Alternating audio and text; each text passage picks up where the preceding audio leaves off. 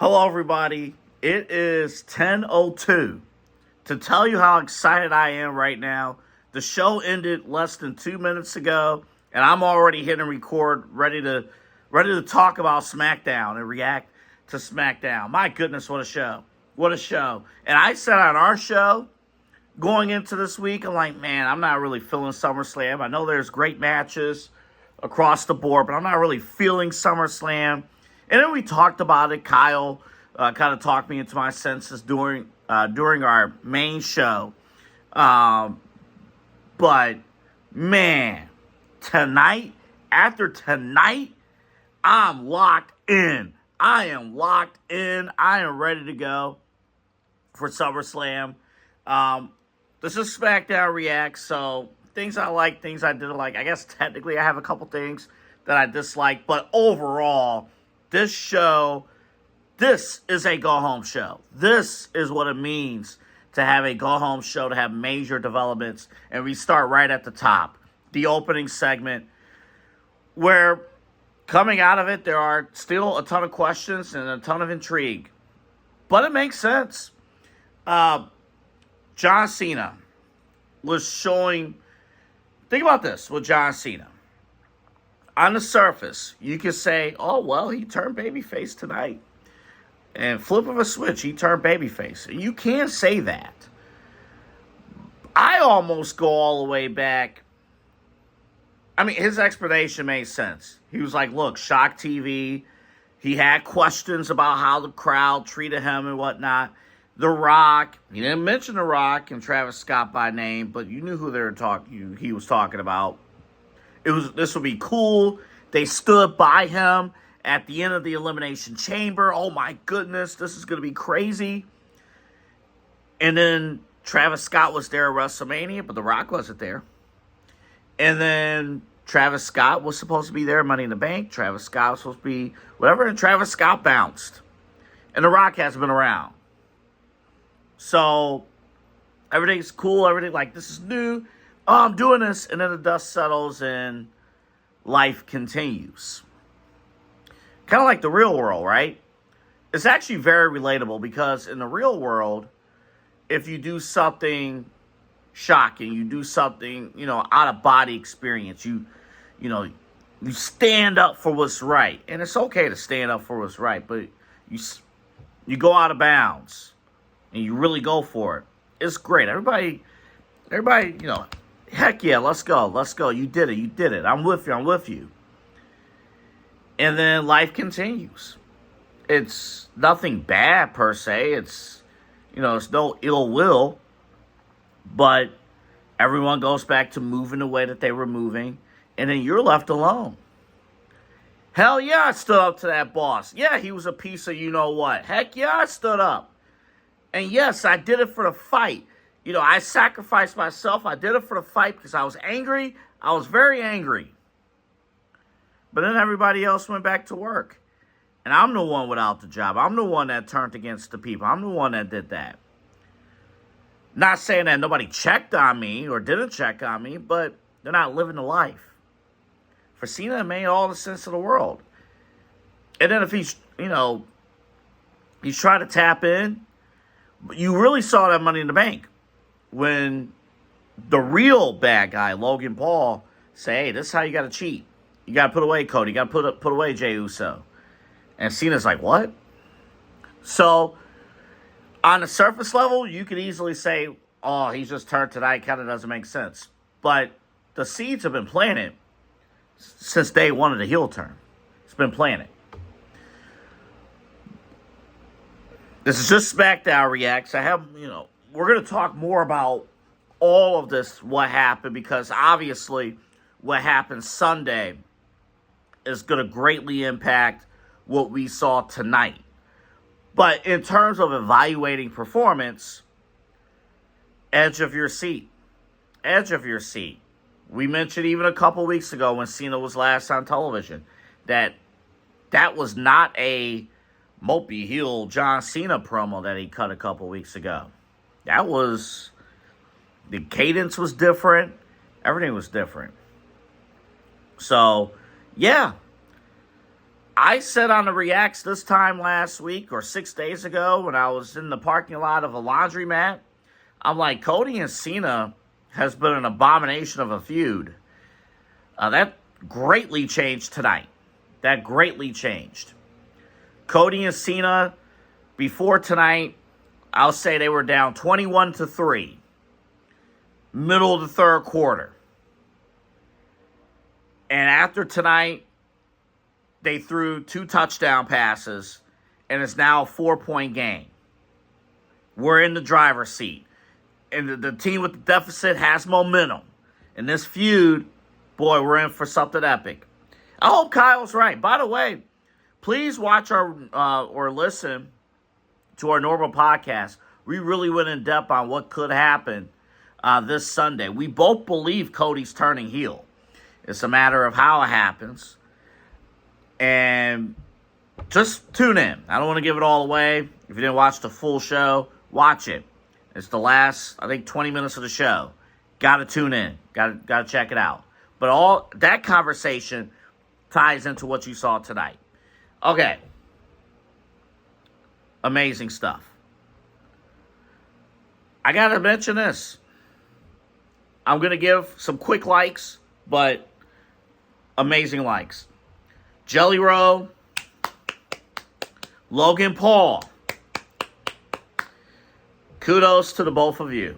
And kudos to Drew McIntyre and Randy Orton. But Logan Paul, Jelly Roll, I know Logan Paul is locked in as the celebrity, or as he's a professional wrestler. But to me, Logan Paul, heel Logan Paul, is a unicorn in this business. He is a true unicorn. He gets it. He gets it. He has the star power too, the mainstream star power. He's giving back. He gets it. He absolutely gets it. Jelly Roll might be the most pure natural babyface, maybe this side of John Cena, in WWE in 2025. Amazing stuff. I have never looked more forward to a celebrity feud in a major pay-per-view as I do this. This feud, this tag team feud, no misses.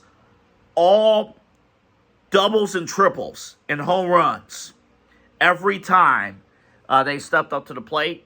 And I'm glad that they got the main event slot on the go-home show of Smackdown. I loved it. Loved it. Loved it.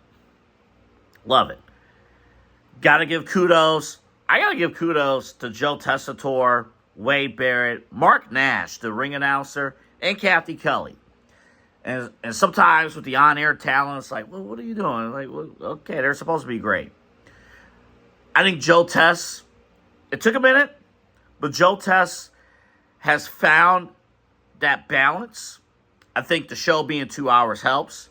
But, man, there's natural excitement.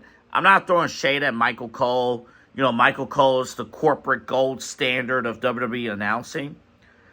But there is some credibility when Joe Tess is lending his voice into something, considering that on Saturdays this fall, he's going to be calling meaningful SEC college football.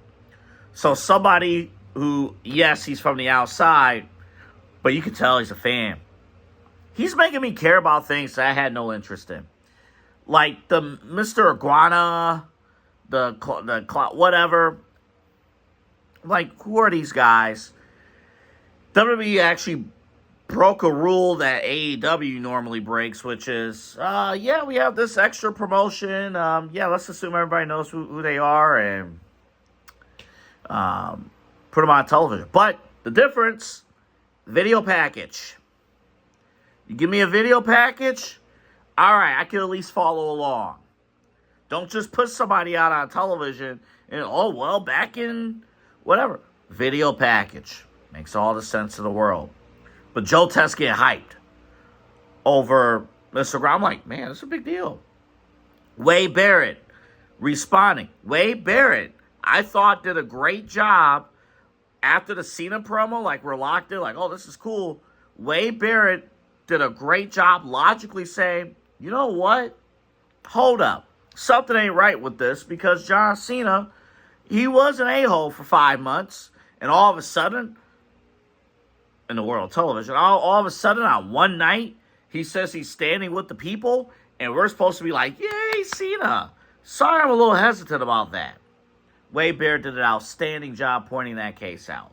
Outstanding job. Little detail with Joe Test, too. He was like, in 15 minutes and 30 seconds, John Cena returned to WWE. Some line like that. But he said 15 minutes and 30 seconds. Because it was significant. That was an opening segment where you're like, whoa. You know what that did, too? You know, and we talk about, like, television placement and producing a television show. Think about today's date, right? Today is August 1st. It's a Friday. It's one of the final Fridays before Kyle and I start calling high school football. It's one of the final Fridays before kids return to school. It's one of the final Fridays before it gets dark, you know, near 8 o'clock at night. It's one of the final Fridays when you have the entire family, you can go out and do stuff or take vacations and things like that. It's one of those things where you may say, you know what? I may not have a full 2 hours to watch Smackdown. I may not be able to stick around for the main event of Smackdown. Give me Cena, give me Cody right now. What's the one story that everybody's going to be talking about going all the way from right now to about 9:40, 10 o'clock on Sunday night? Is Cena turning babyface? And will Cody pull the switch? Is Cody the one selling his soul to The Rock? This is how you take advantage of television. This is what I talked about with Kyle yesterday. And I understand Kyle had criticisms, and I stand by him about how Tony Khan, about the wrestling and things like that. And I understand that, and I agree. But these are little things in terms of putting a television show together and understanding ratings and understanding trends, understanding the time period, understanding, because it's the top of August, we may need to go into the show with something huge as opposed to saving Cena and Cody for the end of the show, as opposed to saving Cody Cena for the middle of the show. Maybe it's a good idea to have Cody and Cena at the beginning when it's 8 o'clock, when people are getting ready to go out, but then they're saying, you know what, let me check out Smackdown for a few minutes, see what's going on. Holy smokes, Cena just turned. That's how you produce and write out and orchestrate a television show. At the end of the day, yes, the concept of what we do is evaluate pro wrestling, but at the end of the day, we evaluate television shows. That's why if we were tasked of doing this show or doing these podcasts over different TV shows, Kyle and I could do it no effing problem. We're evaluating television shows. And that's why we're sticklers on certain things like, hey, if you curse during half of your effing promo, then the TV audience is not going to have a effing clue of the story. Just because you wanted to get that last line out there doesn't matter. It's putting a TV show together. I guess technically I'm supposed to have a miss.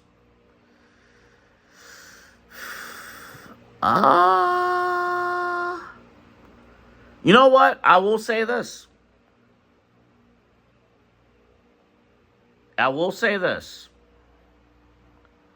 To be determined on Cena, because it is,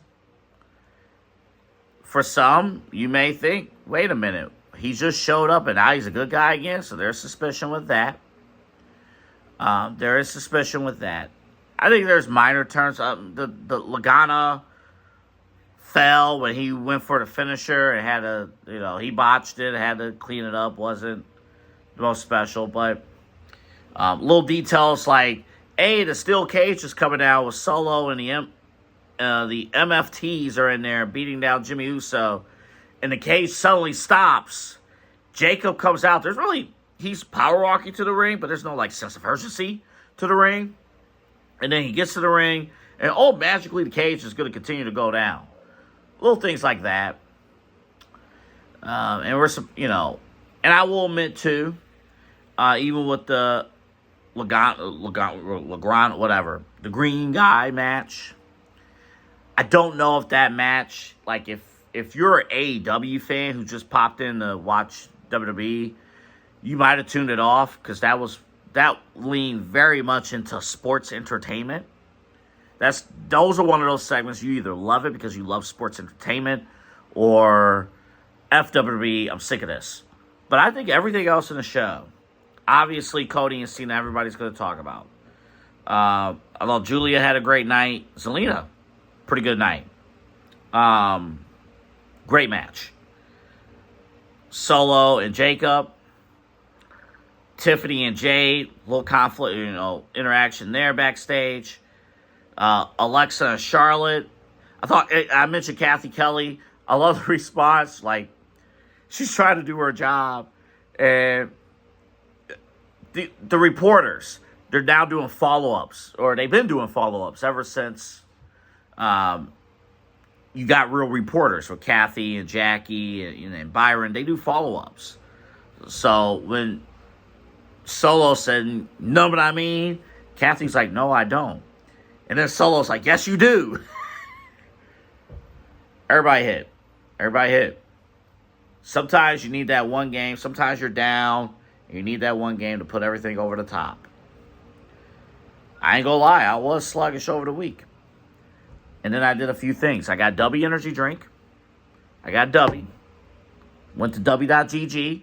Typed in the promo code SHWP10. Got 10% off of the sample pack. I was good to go. Because I was feeling a little down, but the energy's up. Had a great show with Kyle, which you should check out. And then tonight's Smackdown, where I couldn't wait to do, the show was fantastic. I couldn't wait to hit the record button and do this reacts. And I can't wait for SummerSlam. There are 12 matches, and I'm excited for all 12 matches. I'm excited. Gunther, CM Punk, Kyle's right. It was revealed after we taped the show. Gunther and CM Punk is going to main event night 1.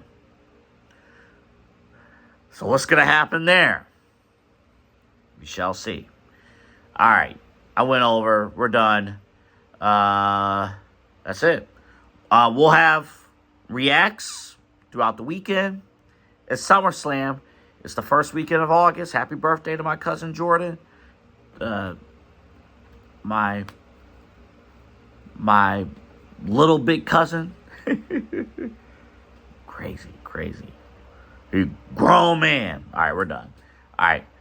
Enjoy. Have a great one this weekend. Again, audio and video versions of the podcast available on your favorite streaming and video platforms. Facebook, YouTube, Spotify, Apple Podcasts, all that stuff. All right, we're done. Have a great weekend, everybody.